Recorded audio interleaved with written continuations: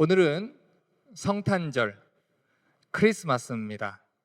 어떤 사람들은 이 크리스마스를 생각할 때 산타 또는 루돌프 아니면 선물을 교환하고 데이트를 하는 날을 떠올리지만 사실 크리스마스는 거룩하신 하나님의 아들이 이 땅에 오신 날을 기념하며 예배하는 날입니다. 이 크리스마스라는 말은 그리스도라는 말을 뜻하는 크라이스트라는 단어와 미사 또는 예배를 뜻하는 마스라는 말이 결합된 말입니다. 그래서 우리가 우리 사람들한테 메리 크리스마스라고 인사를 할 때는 크리스마스라는 말 앞에 기쁨이라는 단어의 뜻인 메리라는 단어를 붙여서 예수님의 오심을 기뻐하고 즐거워하고 함께 예배합시다 라는 뜻이 되는 것입니다. 그래서 크리스찬들은 해피 헐리데이라고 하시면 안 되는 거예요. 우리는 예수님의 오심을 기다리고 함께 예배했기 때문에 메리 크리스마스라고 인사를 하는 것입니다.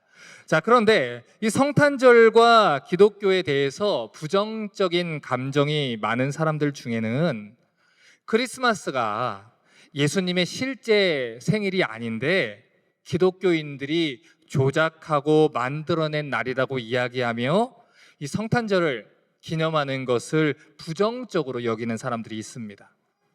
그 사람들이 말하는 대로 크리스마스는 예수님이 이 땅에 오신 정확한 날짜가 아닙니다. 예수님이 오신 날을 기념하기 위해서 교회에서 이 로마 시대 때부터 정하고 지켜온 교회의 귀한 전통입니다. 중요한 것은 물리적인 날짜가 아니라 그 정신이라는 것이죠. 자, 그러면 왜 교회는 하필이면 이 크리스마스를 예수님이 오신 날로 여기고 기념을 하게 됐을까요? 원래 이 크리스마스는 고대 바빌론 종교에서 태양신을 섬겼던 날입니다. 그래서 이 하나님을 모르고 우상을 숭배하고 있었던 이 이방 종교 사람들은 이 그날이 되면 음식들을 호화스럽게 깔아놓고 독한 술을 마시면서 축제를 벌였어요. 심지어는 아기들을 자기들이 섬기는 신에게 희생 제물로 바치는 그런 악한 풍습을 가지기도 했습니다.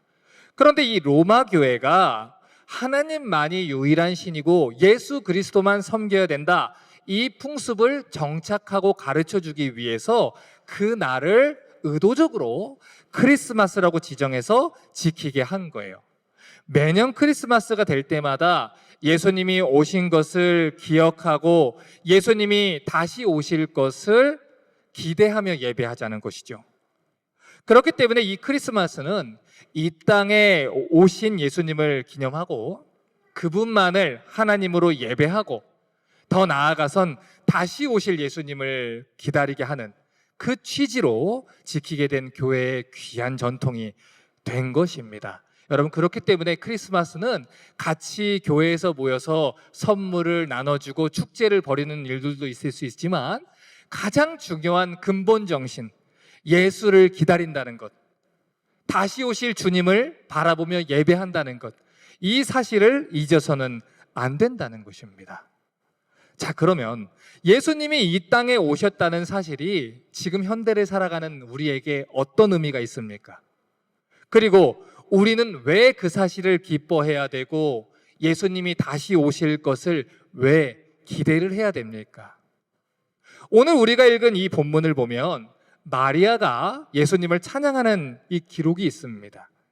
그런데 누가복음 1장 46절부터 48절을 보면 마리아가 이렇게 찬양을 했어요.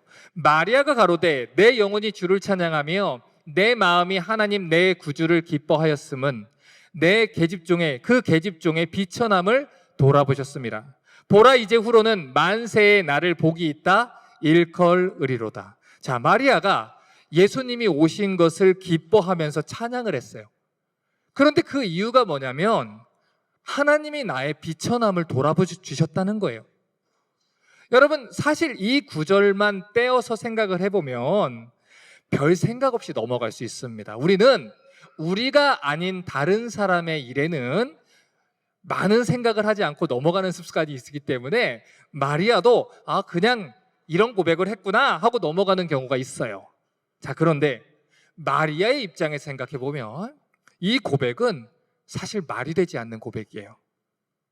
누가복음 1장 27절을 보면 이런 기록을 합니다. 다윗의 자손 요셉이라 하는 사람과 정혼한 처녀에게 이르니 그 처녀의 이름은 마리아라. 여러분, 성경은 마리아를 정혼한 처녀다라고 불러요. 그 당시 유대 사회에서 처녀가 아이를 갖는다는 건 심각한 간음죄로 취급을 받습니다. 그래서 유대 사회에서는 이런 경우에는 간음을 저지른 두 사람을 끌어내서 돌로 쳐 죽이는 그런 형벌을 벌였어요. 그러니까 지금 이 마리아는 잘못하면 사람들에게 오해를 받고 돌에 맞아 죽을 수 있는 상황이 된 겁니다.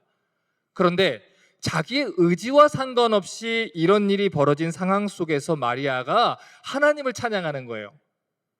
만약에 여러분이라면 여러분에게 딸에게 이런 일이 벌어졌으면 하나님을 찬양할 수 있겠습니까? 잘 살고 있었는데 이제 행복한 가정을 이룰 것만 생각했는데 어느 날 갑자기 하나님이 나를 돌에 맞아 죽을 상황에 놓으셨다면 어떻게 이런 감사를 할 수 있냐는 것이죠. 자, 그런데 또 이해가 안 되는 이 장면이 있습니다. 우리 누가복음 1장 30절을 같이 한번 읽어보겠습니다. 시작. 천사가 일러 가로되 마리아여 무서워 말라 내가 하나님께 은혜를 얻었느니라.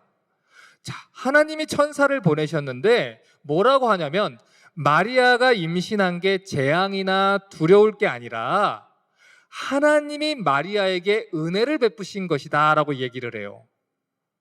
처녀였던 마리아가 임신한 게 왜 찬양거리가 되고 왜 은혜를 받은 게 됩니까? 여러분, 도저히 이해하기가 쉽지 않은 내용이에요.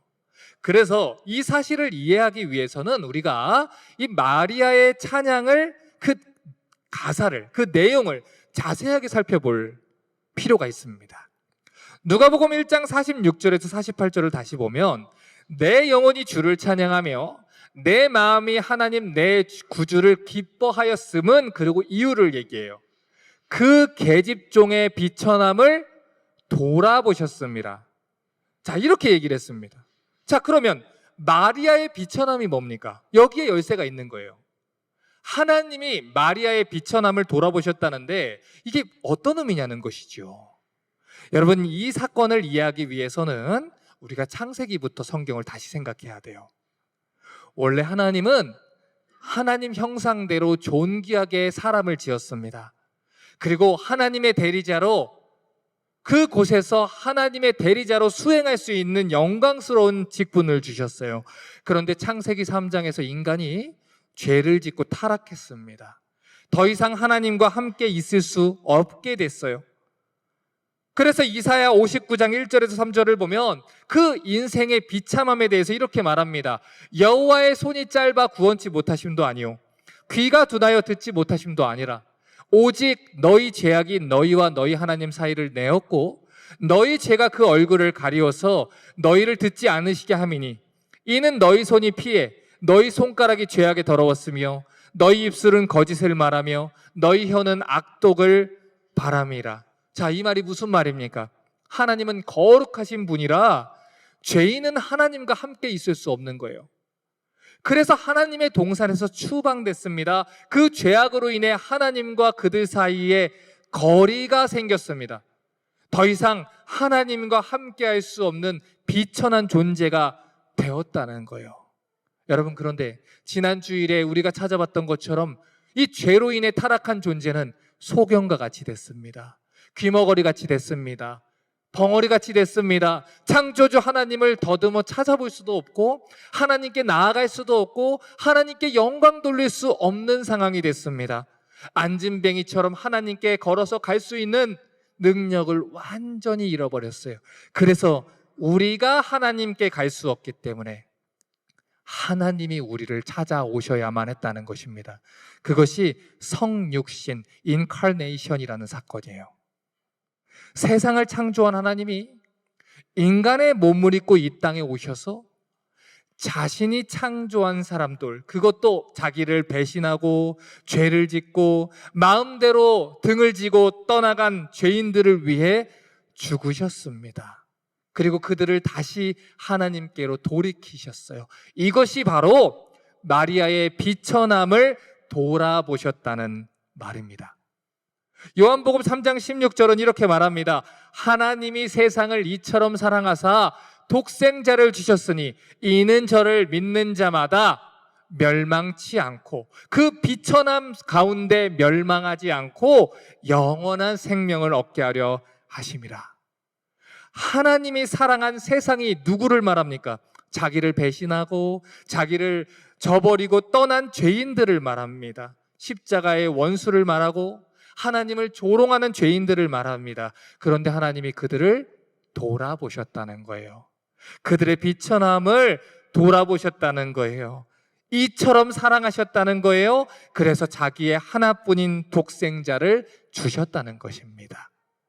요한복음 13장 1절을 보면 우리 예수님이 얼마나 우리를 사랑하셨는지 이렇게 말합니다. 유월절 전에 예수께서 자기가 세상을 떠나 아버지께로 돌아가실 때가 이른 줄 아시고 세상에 있는 자기 사람들을 사랑하시되 끝까지 사랑하시니라. 여러분, 예수님이 자기 사람들을 사랑하셨다고 해요. 언제까지요? 끝까지 사랑하셨다고 해요. 우리의 감정과 상관없이, 우리가 어떻게 느끼는 것과 상관없이 끝까지 사랑하셨다는 거예요. 한 주간 또다시 죄를 짓고 이 자리에 옵니다. 회개하고 자복하고 돌아갔지만 똑같은 죄로 무너져서 옵니다. 한 번, 두 번, 세 번, 네 번 하는 가운데 내 마음의 양심의 소리가 말하기를 네가 이러고도 이 자리에 있는 자격이 있느냐라고 말합니다.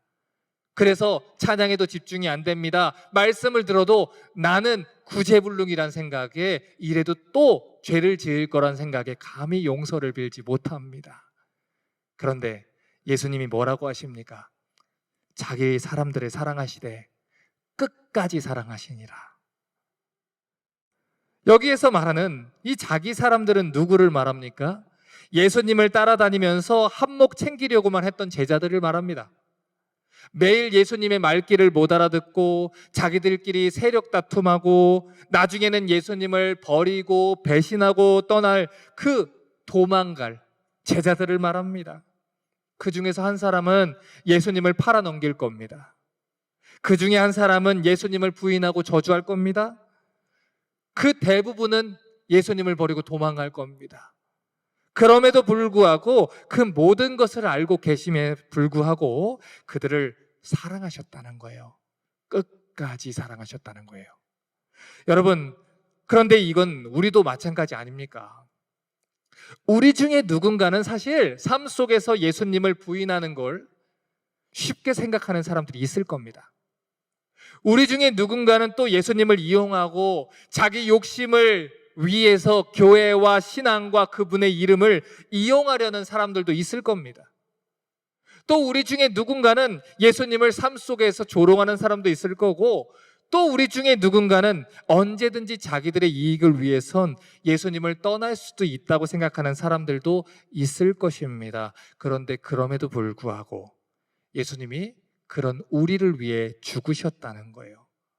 배신하고 떠나고 실망시키고 심지어 매일같이 그분을 십자가에 못 박는 것과 같은 그 죄를 짓고 있음에도 불구하고 끝까지 사랑하신다는 것입니다. 그 사랑이 십자가의 사랑이고 예수님이 전해주신 복음의 메시지이신 것입니다. 그렇기 때문에 오늘 천사가 마리아에게 내가 은혜를 받았느니라 라고 이야기를 한 거예요. 하나님이 찾아오셨다. 하나님이 너를 만나주셨다. 하나님이 너에게 지금 성육신의 은혜를 주셨다. 그 은혜를 경험했으니, 나를 죽기까지 사랑하신 하나님의 은혜를, 사랑을 경험했으니 얼마나 큰 은혜를 받은 것입니까? 감히 하나님께 갈 수 없는 죄인을 하나님이 찾아오셨으니 얼마나 큰 은혜를 받은 것입니까? 그래서 찬양하는 거예요. 하나님이 멸망받아 마땅할 죄인에게 주님이 찾아오셨습니다. 내 비천함을 돌아봐 주셨습니다. 그래서 찬송을 하는 것입니다. 누가복음 1장 54절과 54절에 이렇게 찬양합니다. 그 종 이스라엘을 도우사 긍휼히 여기시고 기억하시되 우리 조상에게 말씀하신 것 같이 아브라함과 및 자손에게 영원히 하시리로다. 하나님이 하나님의 종 이스라엘을 도우셨대요. 그의 종 이스라엘을 긍휼히 여기고 기억하셨다 말합니다. 예수님이 이 땅에 오신 일이, 하나님이 당신의 종들을 기억하신 일이, 하나님이 당신의 종들을 불쌍히 여겼기 때문에, 당신이 하신 약속을 기억하셨기 때문에 이 땅에 오셨다는 거예요. 여러분, 하나님이 그들을 도우신 이유를 잘 보셔야 됩니다. 우리가 신실해서가 아닙니다. 우리가 하나님 앞에 정결하게 살아서가 아닙니다. 오직 하나님이 우리를 돌아보신 이유는 한 가지, 하나님이 우리를 불쌍히 여기셨기 때문에, 하나님이 당신의 그 조상들, 이스라엘의 조상들인 아브라함과 다윗에게 약속한 약속을 지키셨기 때문에, 하나님이 언약을 지키는 여호와 하나님이기 때문에 이 땅에 오셨다는 것입니다. 그래서 마리아가 하나님을 찬양하는 거예요. 여러분, 마리아가 왜 하나님이 긍휼히 여기심을 찬양합니까? 왜 하나님의 약속 지키심을 찬양합니까? 이유는 하나예요. 우리는 하나님께 한 약속을 하나도 지키지 않았는데 하나님은 지켜주셨기 때문입니다. 하나님이 이 마리아가 찬양을 하기 전에, 무려 2000년도 넘기 전에 바벨론 지역에 있었던 아브라함을 불렀습니다. 그리고 그에게 네 자손이 별과 같이 될 것이다. 그리고 이 언약의 씨에 대한 약속을 주셨어요. 그런데 그 약속을 받은 지 몇백 년이 지나도, 또 2000년이 지나도 아무런 일이 벌어지지 않습니다. 그들은 애굽의 노예가 되었고요, 바벨론의 노예가 되었고요, 채찍 중에 고난 중에서 하나님 앞에 부르짖었어요. 하나님, 약속하셨잖아요. 하나님, 우리를 잊으셨습니까?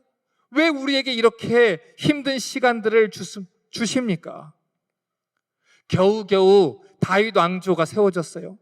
그런데 얼마 지나지 않아서 남북 왕조가 쪼개져 버립니다. 바벨론으로 또 포로로 끌려갑니다. 그들이 하나님 앞에 울부짖는 거예요. 하나님, 그렇게 많은 약속을 주셨는데 왜 아직도 안 오십니까? 왜 약속하신 여자의 후손은 아직까지 안 오십니까? 그렇게 울부짖었다는 것입니다. 그리고 마리아가 찬양을 하던 그 순간에도 로마의 지배 아래서 속박당하고 있었다는 것입니다. 여러분, 그런 시간 속에 이들이 무슨 소망을 더 품을 수 있었겠습니까? 지쳐가고 또 지쳐갔을 것입니다. 여러분, 그런데 우리 크리스천들도 같은 시간들을 보내고 있다는 걸 아십니까? 예수님이 부활하고 나서 수많은 하나님의 백성들이 예수님의 이름을 위해서 순교를 당했습니다. 하늘로 올라가신 그대로 오신다고 해서, 속히 다시 오신다고 해서 그분의 약속만을 믿고 이 땅에서 손해보고 살았는데, 그분의 약속만 믿고 이 땅에서 인내하며 살았는데 예수님이 오실 것 같지 않은 거예요. 이 땅에서 하나님 없이 살아가는 사람들은 오래도 삽니다. 건강하게도 삽니다. 어떤 죄를 짓고 사는데도 부귀영화를 누리는 것 같고, 그 사람들이 잘 먹고 잘 사는 것 같습니다. 그런데 하나님 말씀대로 살려고 하면 할수록 내 삶은 더 힘들어져만 가고, 우리 예수님은 안 오는 것 같습니다. 하나님 언제 오십니까? 언제까지입니까? 그런 가운데 신앙의 피로감들을 느끼게 되는 거예요. 그래서 지쳐서 떨어져 나가게 되는 거예요. 나도 저 사람들처럼 그냥 대충 믿을까? 나도 저 사람들처럼 그냥 그렇게 살까라는 생각이 자꾸 들어오는 것입니다. 때마다 시마다 마귀는 우리 마음속에 속삭이는 거예요. 그렇게 살아서 뭐가 다른데? 저 사람들처럼 살아. 교회를 다니지 말라는 게 아니야. 저 사람들처럼 교회 다녀. 저 사람들처럼 예수 믿어. 마귀는 지금 교회에 가는 것을 막는 게 아니에요. 예배당에 앉아있는 걸 막는 게 아니에요. 믿고 있다 착각하게 만들고, 하나님을 섬긴다고 오해하게 만들고, 그 자리에서 나중에 주님을 만날 때 나는 너를 모른다라는 소리를 듣게 하는 게 마귀의 목표입니다. 그렇게 우리를 속이는 거예요. 그렇게 믿어라. 그렇게 믿어라. 여러분, 그런 가운데 우리도 지쳐간다는 거예요. 여러분, 그래서 이 누가복음 1장 54절과 55절 이렇게 말한 거예요.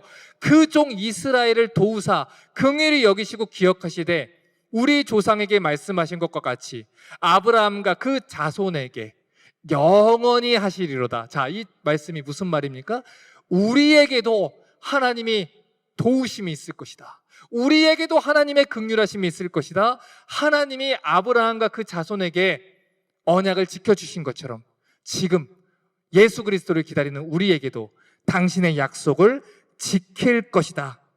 그 이야기를 하는 겁니다. 그래서 그 근거로 드는 사람이 아브라함인 거예요. 아브라함이 이삭에 대한 약속을 들었을 때 그도 하나님이 약속을 잊어버린 줄 알았습니다. 100살이 됐는데도 아이를 갖지 못했어요. 사라의 생리가 끊겼어요. 그래서 모든 게 끝이 났다 생각했어요. 그래서 인간적인 방법으로 하갈을 통해서 이스마엘까지 낳습니다. 하나님이 약속을 잊었을까?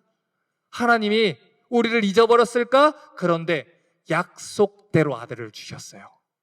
하나님이 정하신 때에 하나님이 사라의 몸을 통해서 약속하신 아들을 주셨다는 거예요. 여러분, 이 사실을 통해 우리가 무엇을 배워야 됩니까? 하나님이 때때로 침묵하시는 것처럼 느껴질 때가 있습니다. 오래 기다리는 것도 사실입니다. 그런데 하나님은 당신의 약속들을 분명하게 기억하고 계시고 당신의 백성들을 돌아보셨다는 거예요. 여러분, 이제 저희 교회가 설립된 지 2년이 되어 갑니다.